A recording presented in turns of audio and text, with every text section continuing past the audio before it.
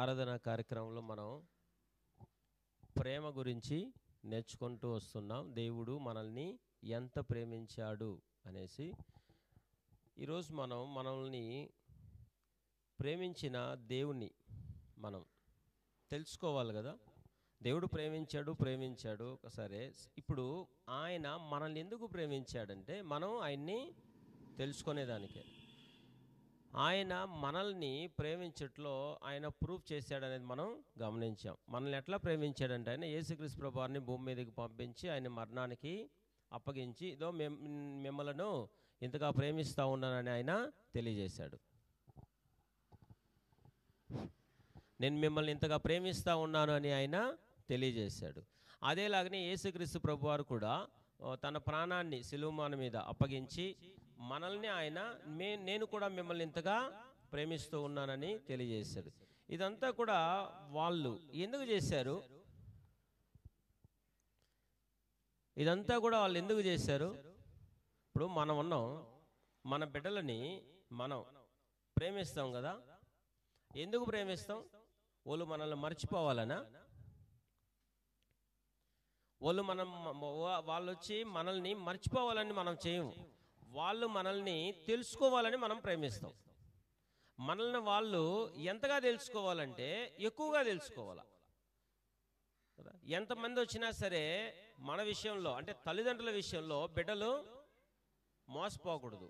ఎంతమంది వచ్చి మోసం చేసేదానికి చూసినా సరే వీరే మా తల్లిదండ్రులు అని చెప్పగలిగిన స్థాయికి బిడ్డలు ఏం చేస్తారు?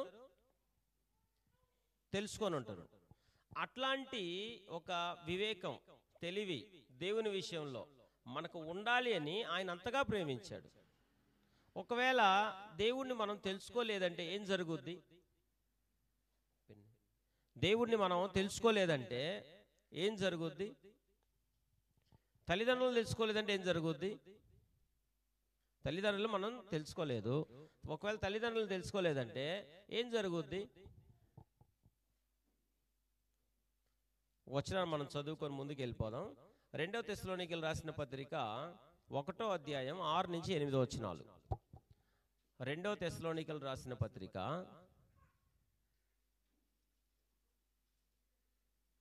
1వ అధ్యాయం 6 నుండి 8 వచనాలు.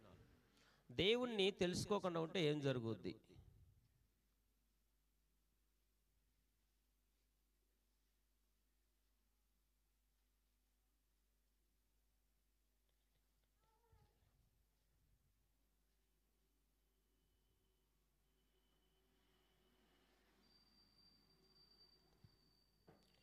అక్కడ ఏం రాయబడిందంటే చదువుదాం. తెస్సలోనికీయులకు రాస్తూ చదివేసి, ప్రభువైన యేసు తన ప్రభావమును కనపరుచు దూతలతో కూడా పరలోకము నుండి అగ్నిజ్వాలలో ప్రత్యక్షమై దేవుని ఎరగని వారికిని మన ప్రభు అయిన యేసు సువార్తకు లోబడని వారికిని ప్రతిదండన చేయును. అవునా? దేవునిని ఎరగకపోతే, తెలుసుకోకపోతే ఏం జరుగుద్ది అంటే శిక్ష, ప్రతిదండన జరుగుద్ది కదా. తల్లిదండ్రులన్నా తెలుసుకోకపోతే మనకు శిక్ష జరగదేమో కానీ దేవుణ్ణి మాత్రం తెలుసుకోకపోతే ఖచ్చితంగా మనకు శిక్ష. దానికి తప్పించుకోలేము. యేసుక్రీస్తు ప్రభువారు ప్రత్యక్షమైనప్పుడు దేవుని ఎరగని వారికి, ఆయన సువార్తకు లోబడని వారికి ప్రతిదండన జరుగుద్ది, శిక్ష జరుగుద్ది. కాబట్టి ఆ శిక్షకు మనం లోబడుకోకుండా ఉండాలి అంటే, ఆ శిక్ష మన మీదకు రాకుండా ఉండాలి అంటే, మనం శిక్షించబడకుండా ఉండాలి అంటే దేవుణ్ణి మనం తెలుసుకోవాలి. మనం దేవుణ్ణి తెలుసుకోవాలని అంతగా ప్రేమించాడు కదా. మనం బిడ్డల్ని ఎక్కువ ప్రేమిస్తాం. ఎక్కువగా ప్రేమించిన తర్వాత వాళ్ళు మన మాట వినలేదనుకో, మనల్ని తెలుసుకోలేదనుకో, వాళ్ళు ఎంత బాధపడతాం అంటే ఎట్లా ఫీల్ అవుతాం? ఇతరుల దగ్గర మనం చెప్పుకునేటప్పుడు ఎట్లా చెప్పుకుంటాం? నేను ఎంత ప్రేమించానో. ఏం చేశాడు అతను? చూసేవాళ్ళు కూడా ఏమనుకుంటారు? వాళ్ళ అమ్మ నాన్న వాళ్ళని ఎంత ప్రేమించాడు, వీడు చూస్తే ఇట్లా చేస్తా ఉన్నాడు కదా. ఇప్పుడు దేవుణ్ణి మనం ప్రేమించాలి. ఇప్పుడు దేవుణ్ణి మనం ప్రేమించాలని దేవుడు మనల్ని ప్రేమించాడు. ఇప్పుడు మనం ఆయన్ని తెలుసుకోవాలి. ఆయన్ని తెలియకోకుండా మనం ప్రేమించడానికి అవుద్దా? చాలా మంది దేవుణ్ణి తెలుసుకోకుండా దేవుణ్ణి మేము ప్రేమిస్తా ఉన్నామని చెప్పుకునే వాళ్ళు ఉన్నారా లేదా? చాలా మంది ఉన్నారు. కాబట్టి మనం దేవుణ్ణి తెలుసుకోవాలి. ఆయన మనల్ని ప్రేమించి ప్రూఫ్ చేశాడు, నేను మిమ్మల్ని ప్రేమిస్తా ఉన్నానని. ఇప్పుడు మనం ఆయన్ని మాట విని మనం కూడా ప్రూఫ్ చేయాలి. కానీ ఆయన మాట వినేదానికి ముందుగా ఆయన గురించి మనకు పూర్తి అవగాహన రావాలి. దేవుని విషయంలో దురదృష్టశాతం నిన్న ఒక వాదన అంటే డిస్కషన్ జరిగింది దేవుని విషయంలో. ఇదంతా కూడా ఎందుకు జరిగిందంటే దేవుణ్ణి తెలుసుకొనని కారణాన. అదే దేవుడిని వాళ్ళు సరిగ్గా తెలుసుకొని ఉంటే కన్నా నిన్నటి 13వ తారీఖు కదా, 13వ తారీఖుకి అంతసేపు వాళ్ళ గురించి మనం డిస్కషన్ చేయని అవసరమే ఉండేది కాదు. కాబట్టి దేవుణ్ణి తెలుసుకోలేదు కాబట్టి దేవుని గురించి ఏం చేయాల్సి వచ్చింది? చర్చ చేయాల్సి వచ్చింది. అంత చర్చ చేసినా కానీ వాళ్ళకి అర్థం కాకపోవడానికి కారణం ఏ వయసులో దేవుని గురించి తెలుసుకోవాలో ఆ వయసు నుంచి దేవుని సరిగ్గా తెలుసుకోలేకపోవడమే. కాబట్టి మనం దేవుని గురించి బాగా తెలుసుకునేదానికి ప్రయాసపడదాం. దేవుని గురించి ఈ రోజు నుంచి మనం తెలుసుకునేదానికి ప్రయాసపడదాం. ఇప్పుడు దేవుణ్ణి ఎందుకు తెలుసుకోవాలంటే దేవుడు మనల్ని ప్రేమించాడు, మనల్ని సృష్టికర్త. 100వ కీర్తనల గ్రంథం 100 3వ వచనం.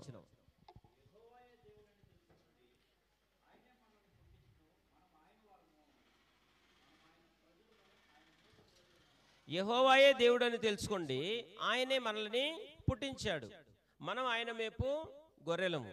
దేవుని తెలుసుకోవాలంటే అవును ఆయనే మనల్ని పుట్టించాడు, మనం ఆయన్ని తెలుసుకోవాలి. ఆయన్ని తెలుసుకోకుండా పోతే ఒకటి దండన జరుగుద్ది. ఆయన తెలుసుకోకుండా పోతే రెండవది మనకు నిత్య జీవం అనేది రాదు. ఆయన్ని తెలుసుకోకుండా పోతే మనం ఈ జీవితం తర్వాత ఒక మంచి జీవితం, నిత్యము జీవించే జీవితం అనేది మనకు దొరకదు. అప్పుడు ఇవన్నీ మనకు జరగాలి, మనకు దొరకాలి, ఆత్మ సంబంధమైన ప్రతి ఆశీర్వాదం మనకు దొరకాలి అంటే దేవుణ్ణి ఖచ్చితంగా మనం ఏం చేయాలి? తెలుసుకోవాలి. దేవుని తెలుసుకోకుండా పోతే ఎంత లాస్ అవుతాము అనే ఆలోచన ఈ రోజుల్లో మనుషులకి రావట్లేదు.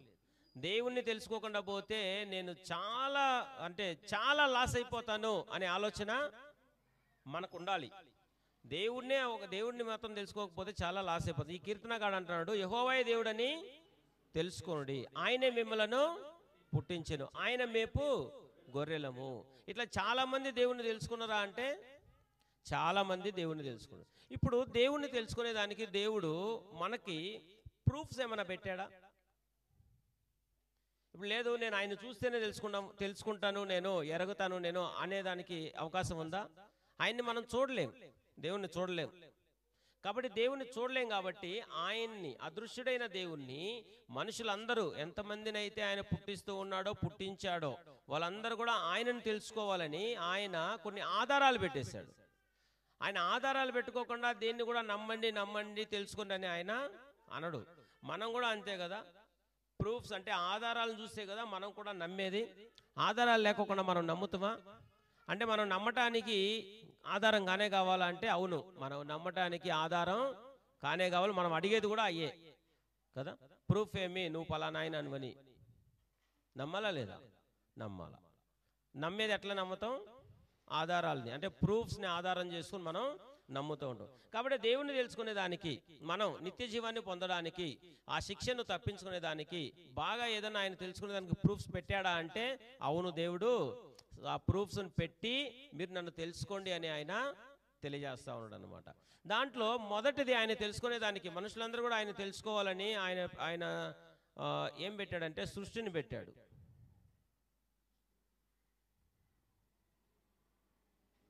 ఈ సృష్టి గురించి మనం ఆలోచన చేస్తే ఎవరు మనకు కనపడతారు?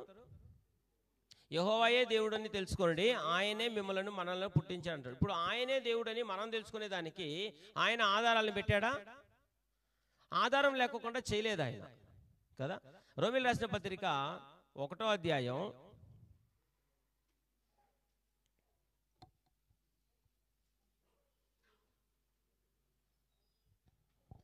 19-20 వచనాలు.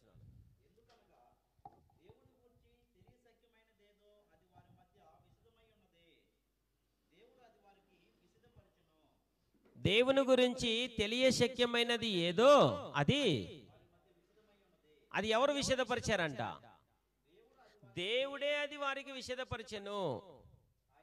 ఇప్పుడు దేవుణ్ణి తెలుసుకోవాలని దేవుడు ఆశపడుతూ దేవుడే తెలుసుకునే దానికి ఆధారాలని బయలుపరిచాడు ఆయన.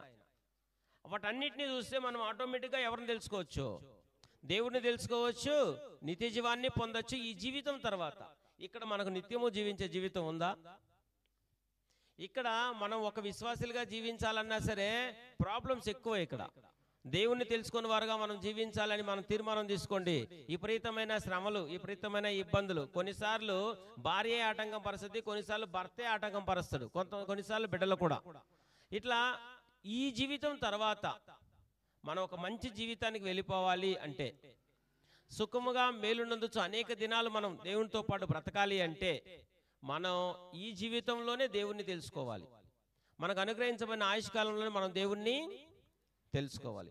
ఒకవేళ మనం అనుగ్రహించబడిన ఆయుష్కాలంలో దేవుణ్ణి తెలుసుకొని మనం ఏమైనా వెళ్ళిపోయాం అనుకోండి, నిత్యము జీవించే జీవితాన్ని మనం పొందుతాం. కాబట్టి దేవుడు ఏం చేశాడంటే ఆయన్ని తెలుసుకోవాలని ఆయనే ఏం చేశాడు? ఆయన్ని తెలుసుకునే దానికి ఆధారాలని పెట్టేశాడు. దాంట్లో మొట్టమొదటి సృష్టి, తర్వాత వచనం చదువుదాం.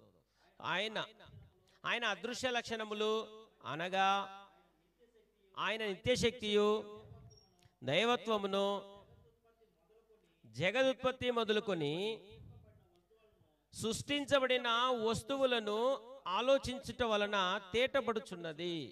ఎవరి గురించి మనకు తేటగా తెలుసుకోగలం? దేవుని గురించి. ఏం చేసినప్పుడు? సృష్టించబడిన వస్తువులను ఆలోచించుట వలన దేవుని గురించి మనం తేటగా ఏం చేయొచ్చు? తెలుసుకోవచ్చు. మనం దేవుని విషయంలో మోసపోకుండా ఉండే స్థితిని మనకు రావాలి అంటే మనం సృష్టిని ఆలోచన చేస్తే దేవుణ్ణి తెలుసుకోవచ్చు. అవునా? తెలుసుకోవచ్చు. ఎప్పుడన్నా సృష్టిని ఆలోచన చేసి దేవుణ్ణి తెలుసుకున్నామా? మనం సృష్టిని ఆలోచన చేసి సృష్టినే పూజించడానికి పోయిన వాళ్ళు ఎంతమంది లేరు? సృష్టిని ఆలోచన చేసి జీవం కలిగిన దేవుణ్ణి తెలుసుకున్న వాళ్ళని మనం ఎక్కువగా చూస్తామా? సృష్టిని ఆలోచన చేసి సృష్టినే దేవుడిగా చేసుకున్న వాళ్ళని ఎక్కువగా చూస్తామా? అవును, చాలా మంది ఏం చేస్తుంటే సృష్టినే దేవుడిగా చేసుకున్న వాళ్ళని కూడా మనం గమనిస్తాం. అదే సమయంలో సృష్టిని కూడా ఆలోచన చేసి సృష్టికర్తని తెలుసుకున్న వాళ్ళని కూడా మనం గమనించగలం. కాబట్టి మొట్టమొదటిగా మనం దేవుణ్ణి తెలుసుకోవాలని దేవుడు పెట్టిన ఆధారం ఏంటంటే సృష్టి. ఈ సృష్టిని మనం ఆలోచన చేస్తేనే చాలు ఎవరిని గురించి తెలుసుకోవచ్చు. దేవుడు సృష్టి ద్వారా తను ఏం చేసుకుంటా ఉన్నాడు? బయలుపరుచుకుంటా ఉన్నాడు. దేవుడు తన సృష్టి ద్వారా తను బయలుపరుచుకొని ఈ సృష్టిలో ఉంటున్న ప్రతి మనుషులు కూడా ఆయన్ని తెలుసుకోవాలని ఆయన ఇష్టపడతా ఉన్నాడు. ఇలా ఆయన్ని తెలుసుకొని నిత్యము జీవించే జీవితాన్ని మనుషులందరూ పొందాలి అని ఏం చేస్తున్నాడు? ఆయన ఇష్టపడతాడు. అందుకే ఆయన ప్రేమించాడు. అర్థమైందా? రెండోదిగా మనం దేవుణ్ణి తెలుసుకోవాలని, ఆయన దగ్గర ఆశీర్వాదాలు మనం పొందాలని ఆయన ఏం పెట్టాడు? ఇంకా సృష్టిని పెట్టాడు. తర్వాత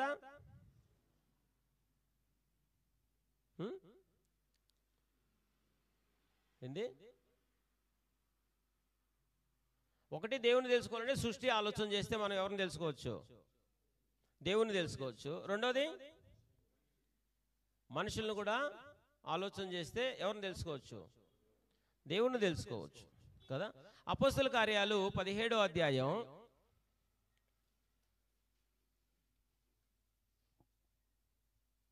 26-27 వచనాలు.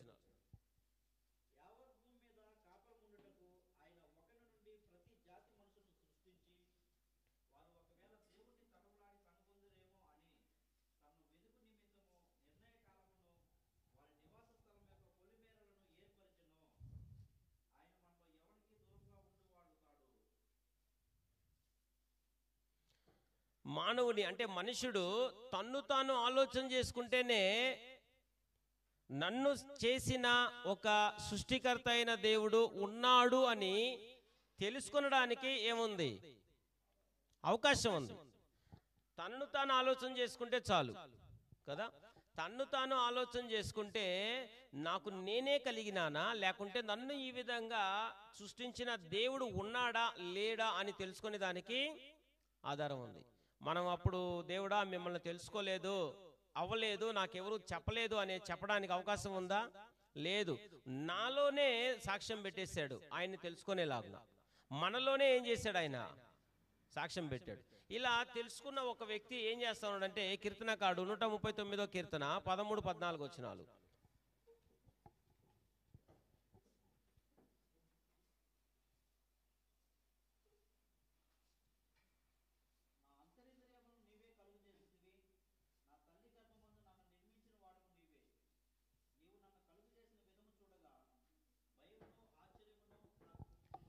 నీవు నన్ను కలగజేసిన విధము చూడగా భయమును, నా తల్లి గర్భములో నువ్వు ఎలా నన్ను నిర్మించావు. ఈ యొక్క కీర్తనకారుడు తల్లి గర్భములో దేవుడు తనను నిర్మించిన ఆ విధానాన్ని ఏం చేశాడు? ఈయన ఆలోచించాడా?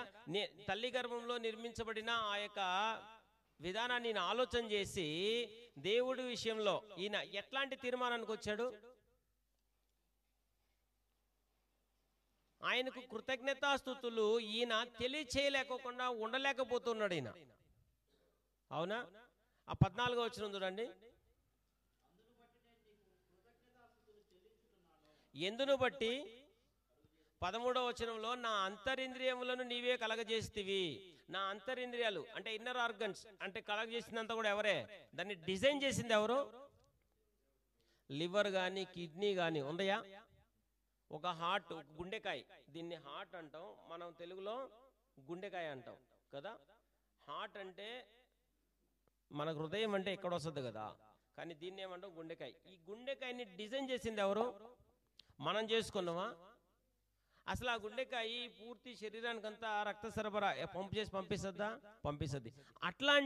ఇట్లాంటి శరీరంలో ఇలాంటి ఆర్గన్స్ అంతా కూడా నాకు నేనే పెట్టుకున్నానా, మనుషులు పెట్టారా, లేకుంటే ఇది దేవుని వలన మాత్రమే సాధ్యమా? ఇది దేవుని వలన మాత్రమే సాధ్యం. కాబట్టి ఇన్నర్ ఆర్గన్స్ కానీ అవుటర్ ఆర్గన్స్ కానీ, కనపడే అవయవాలు కానీ కనపడని అవయవాలు కానీ నాకు నిర్మించి ఇలా అమర్చిన ఆయన ఉన్నాడు అని తెలుసుకునేదానికి అవకాశం ఉందా? అవకాశం ఉంది. ఆలోచన చేసినప్పుడు. ఆలోచన చేయలేదనుకోండి, ఏమవుద్ది?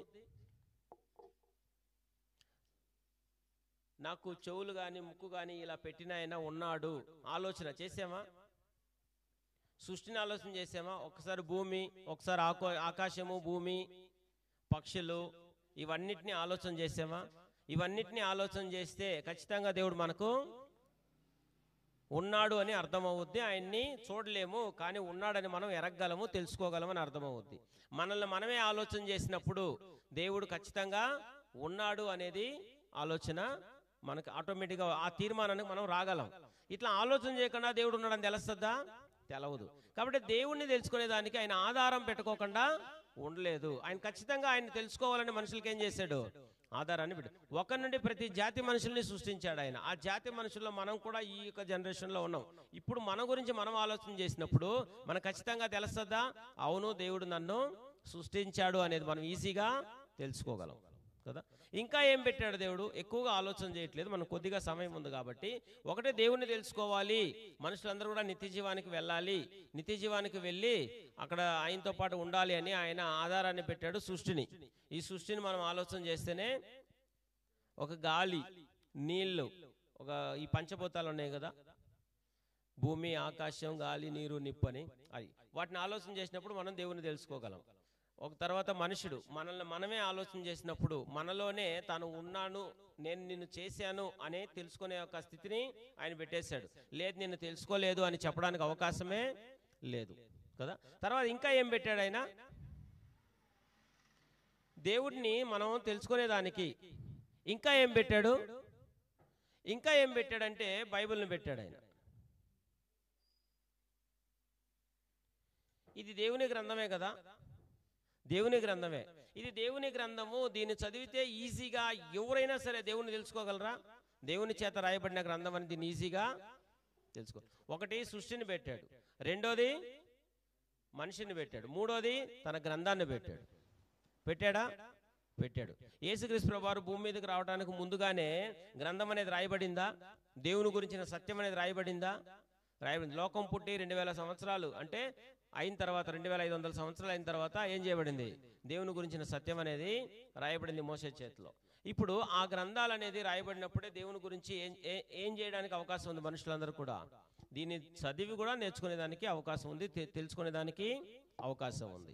ఇప్పుడు దేవుణ్ణి తెలుసుకునేదానికి ఆయన గ్రంథం పెట్టాడు. ఈ గ్రంథం దేవుని గ్రంథమే అని మనకు ఎట్లా అర్థం అవుద్ది? ఇది దేవుని చేతిలో రాయబడిన దానికి. దీంట్లో ఉన్నాయన్నీ దేవుని మాటల, దీంట్లో ఉన్నాయి కదా, ఇవన్నీ దేవుని మాటల. దీంట్లో సాతాను మాట్లాడిన మాటలు లేవా? ఈ గ్రంథంలో సాతాను మాట్లాడిన మాటలు ఉన్నాయి. మనుషులు మాట్లాడిన మాటలు లేవా? ఉన్నాయి కదా. రాజులు మాట్లాడిన మాటలు లేవా? ఉన్నాయి. దయ్యం మాట్లాడిన మాటలు ఉన్నాయి, దేవుడు మాట్లాడిన మాటలు ఉన్నాయి. ఉన్నింది ఉన్నట్టుగా రాసి దేవుడు మనకి ఇది ఇచ్చాడు. అందుకే ఇది దేవుని గ్రంథం అన్నాం. కానీ అన్ని దేవుని మాటలే అనడానికి ఇది దేవుని గ్రంథంగా పిలువబడలేదు. కాబట్టి దీంట్లో ఇది దేవుని గ్రంథం అనడానికి కారణం ఏంటంటే ఉన్నింది ఉన్నట్లుగా ఏం చేశాడు? ఆయన రాసి మనకు ఇచ్చేశాడు. జరిగిన చరిత్ర అంతా కూడా ఆయన లోకాన్ని ఎట్లా పుట్టించాడు, మనిషిని ఎట్లా పుట్టించాడు అని. ప్రపంచంలో ఏ గ్రంథమైనా సరే మనిషిని ఈ విధంగా సృష్టించాడు అనే వివరణ ఇస్తా ఉందంటే మనకు కనపడదు. బైబిల్ మాత్రమే మనుషుల్ని ఇలాగూ దేవుడు సృష్టించాడు అనే వివరణ మనకేం చేస్తుంది? పూర్తి వివరణ ఇస్తుంది అనమాట. కాబట్టి మనం దేవుణ్ణి తెలుసుకోవాలంటే దేవుడు పెట్టిన ఇంకొక ప్రూఫ్ ఏంటంటే తన గ్రంథం. ఇంతకుముందంటే అందరి చేతుల్లో వెళ్ళలేదు. ఇప్పుడు ఎంతమంది ఇళ్లలో బైబిల్ ఉంటుంది? ఒకవేళ ఏ గ్రంథాలైనా వాళ్ళు పారేస్తారేమో కానీ ఈ గ్రంథాలను మాత్రం చినిగిపోయినా కానీ అట్లే పెట్టుకొని ఉంటారు. ఇప్పుడు దేవుడా మిమ్మల్ని మేము తెలుసుకునే దానికి అవకాశమే లేదు అని చెప్పడానికి అవకాశమే లేకుండా ప్రపంచానికి దేవుడు ఏం చేశాడు? అన్ని ప్రూఫ్స్ పెట్టేశాడు అనమాట. ఒకటి సృష్టిని చూస్తా ఉన్నామా? చూసాం, తెలుసుకోవచ్చు. రెండోది మనల్ని మనమే ఆలోచన చేసి దేవుడిని తెలుసుకోవచ్చు. మూడోది తన గ్రంథాన్ని, ఈ గ్రంథాన్ని ఆలోచన చేసి దేవుణ్ణి మనం ఏం చేయొచ్చు? తెలుసుకోవచ్చు. దేవుణ్ణి నేను తెలియకోకుండా చనిపోయినాను అనుకోండి, మంచి జీవితం మనకు రాదు. మనం దేవుణ్ణి తెలుసుకొని మనం చనిపోవాలి. ఆఖరిగా మనం దేవుణ్ణి తెలుసుకోవాలని ఆయన ఇంకొక ప్రూఫ్ ఏం పెట్టాడు? యేసుక్రీస్తుని పెట్టాడు. అవునా? యేసుక్రీస్తు ప్రభువారు భూమి మీదకి వచ్చింది ఎందుకు? యోహాను సువార్త 1వ అధ్యాయం 18వ వచనం.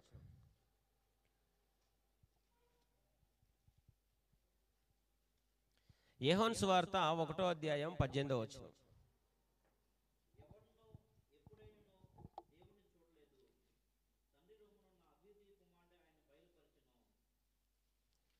ఎవడును ఎప్పుడునూ దేవుణ్ణి చూడలేదు, తండ్రి రొమ్మునున్న అద్వితీయ కుమారుడు అంటే యేసుక్రీస్తు ప్రభువారే వచ్చాడు భూమి మీదకి. యేసుక్రీస్తుని ఏం చేశాడు? దేవుణ్ణి ఏం చేశాడు? ఆయన్ని బయలుపరిచాడు. అప్పుడు యేసుక్రీస్తు ఏం చేశాడంటే దేవుణ్ణి బయలుపరిచాడు. ఇలా దేవుడు ఏం చేశాడంటే మనిషికి ప్రూఫ్స్ అంటే దేవుణ్ణి నమ్మటానికి ఆధారాలని కలగజేశాడు అనమాట. ఆఖరి యేసుక్రీస్తు ప్రభువారు వచ్చాడు, ఆయన గురించి చెప్పాడు, చనిపోయి తిరిగి లేచాడు. లేచాడు. ఇప్పుడు ఆయన ఏం చెప్తాడు? ఆయన ద్వారా ఈయన ఏం చేస్తాడంటే దేవుడు తాను బయలుపరుచుకునే దానికి ఇష్టపడ్డాడు. కాబట్టి యోహాను గారు ఏం రాస్తా ఉన్నాడు? అద్వితీయ కుమారుగా పుట్టిన వాణి యందు విశ్వాసం ఉంచువాడు నిత్య జీవం పొందినట్లుగా ఈయన ఏం చేశాడంటే లోకానికి ఇచ్చాడు. ఇప్పుడు మనకు దేవుడు ఇన్ని ఆధారాలు పెట్టేశాడు. ఎవరిని నమ్మడానికి, ఎవరిని తెలుసుకోవడానికి, ఎవరి కోసం జీవించడానికి? దేవుని కోసం జీవించడానికి. దేవుని మనం నమ్మాలి ఉన్నాడని. ఆయన చూసి నమ్ముతానంటే అవదు. ఆయన ఆధారాలు కలగజేశాడు. ఆయన నమ్మి ఆయన విషయంలో మనం ఒక మంచి తీర్మానానికి రావాలి. ఈయనే దేవుడు, ఈయన తప్ప వేరే దేవుడు భూమి మీద ప్రపంచానికి లేడు అనే ఒక మంచి తీర్మానానికి మనం రావాలి. అలాంటి తీర్మానానికి రావాలని ఈయన ఆధారాలు కలగజేశాడు. ఒకవేళ తెలుసుకోలేదు, అలాంటి తీర్మానానికి రాలేదు, రాకోకుండా ఉంటే మనకు మరణం అనేది నియమించబడింది కదా. ఏప్రిల్ రాసిన పత్రిక 7వ అధ్యాయం 9వ అధ్యాయం 27వ వచనం. ఏప్రిల్ రాసిన పత్రిక 27వ వచనం. మనుషులందరూ ఒక్కసారే వృత్తి పొందవాలని, ఒకవేళ మనం దేవుణ్ణి తెలుసుకోకుండా మరణాన్ని అనుభవించామనుకోండి, ఏంటి మన పరిస్థితి? దేవుణ్ణి తెలుసుకోకుండా మనం చనిపోయామనుకోండి, ఏంటి మన పరిస్థితి? మొదటగా ఒక వచనం చదివాం కదా, దేవుని ఎరగని వారికి, యేసుక్రీస్తు ప్రభువారి సువార్తకు లోబడని వారికి శిక్ష ఉందా? ప్రతిదండన చేయును. ఖచ్చితంగా ఉంది. దీన్ని మనం ఎట్లా, మనకు మరణాన్ని నియమించిన దేవుడే మనకు చెప్తా ఉన్నాడు. ఈ మరణం మనకి ఎప్పుడైతే రాబోతుందో అంతకు ముందుగానే మనం ఏం చేయాలి? అంతకు ముందుగానే మన జీవితం అనేది ఆయనను ఎరిగిన జీవితంగా మారి ఉండాలి. ఆయనను ఎరిగిన జీవితంగా మనం మార్చుకోకుండా మనం ఏమన్నా మరణాన్ని సంధించామనుకోండి, ఆ మరణం అనేది మనకు ఆశీర్వాదకరంగా మారదు. మారుద్దా? మారదు. కాబట్టే దేవుడు ప్రతి మనిషిని, భూమి మీద పుట్టించిన ప్రతి మనిషిని ఆయన్ని తెలుసుకొని తన ఆయుష్కాలాన్ని ఇక్కడ ముగించాలి అని దేవుడు ఏం చేస్తున్నాడు? ఈ కరోనాకు వచ్చే ముందుగా లోకం ఎట్లా ఉండింది? కరోనా తర్వాత లోకం ఎట్లా ఉంది? కరోనా వచ్చేదానికి ముందుగా దేవుడు అంటే భయం లేకుండా ఉండింది కదా. కరోనా వచ్చిన తర్వాత దేవుని దయ అనేది ఎంత మనకు కావాలనేది అర్థమైంది. కరోనా అంటే ఈ వ్యాధి, అంటే ఈ వైరస్ అనేది మనకు సోకకోకుండా ఏ రోజన్నా సరే దేవుడిని జ్ఞాపకం చేసుకుంటా బయటికి పోయినామా?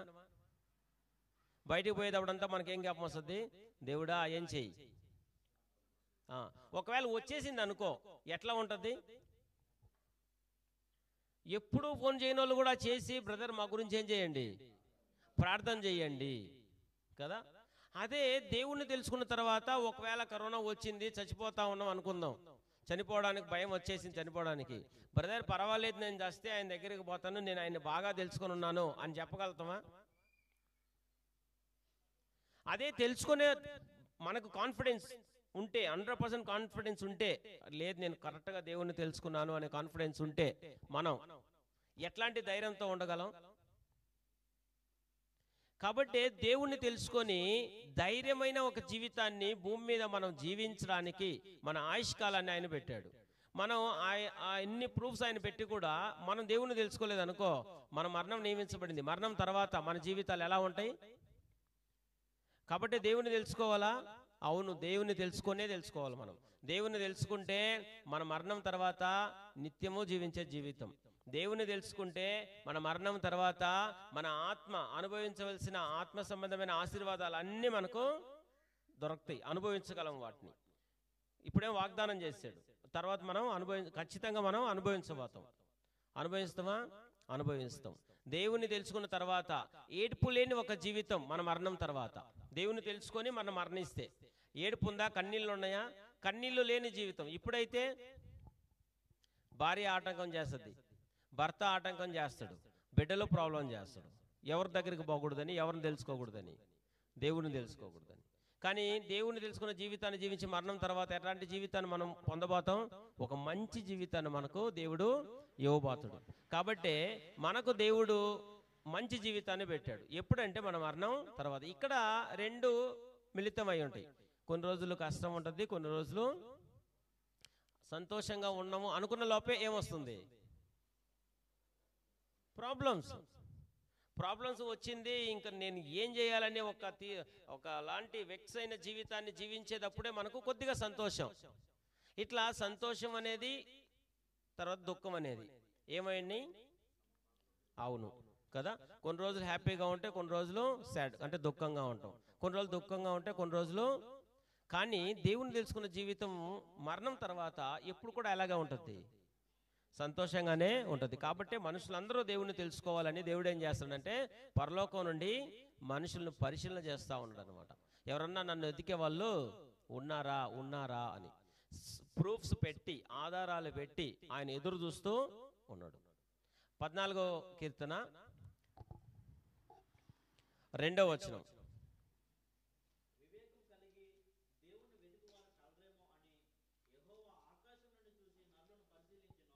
ఆధారాలు పెట్టేశాడు. ఆధారాలు పెట్టిన తర్వాత పరలోకం నుండి ఆయన ఏం చేస్తున్నాడు? పరిశీలన చేస్తా ఉన్నాడు. ఆయన ఆధారాలు పెట్టుకోకుండా, ఇప్పుడు మన బిడ్డలు మనల్ని మర్చిపోయారు అనుకోండి, మనం ఏం చేస్తాం? ఆయన మనల్ని తెలుసుకోవాలని మనం ఎన్ని ప్రయత్నాలు చేస్తాం? ఎక్కువ ప్రయత్నాలు చేయమా?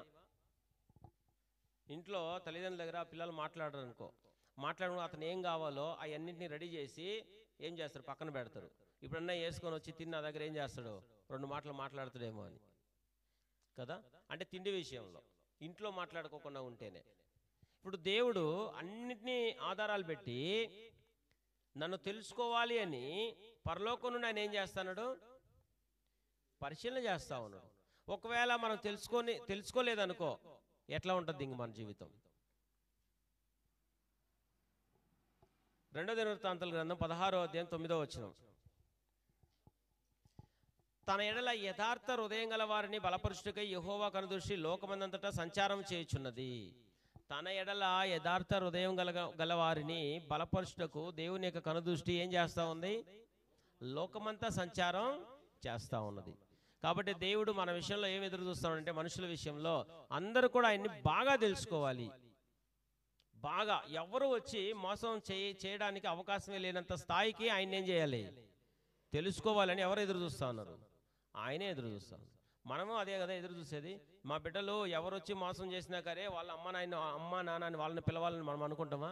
మనం అనుకోం. అదేలాగనే దేవుడు కూడా మన విషయంలో, మానవుల విషయంలో ఆయన్ని మాత్రమే దేవుడు అని తెలుసుకోవాలి, ఆయన్నే దేవుడని పూజించాలి, ఆయన్నే మహిమపరచాలని ఆయన పంతంతో నిలబడి ఉన్నాడు. తను తాను బయలుపరుచుకున్నాడు.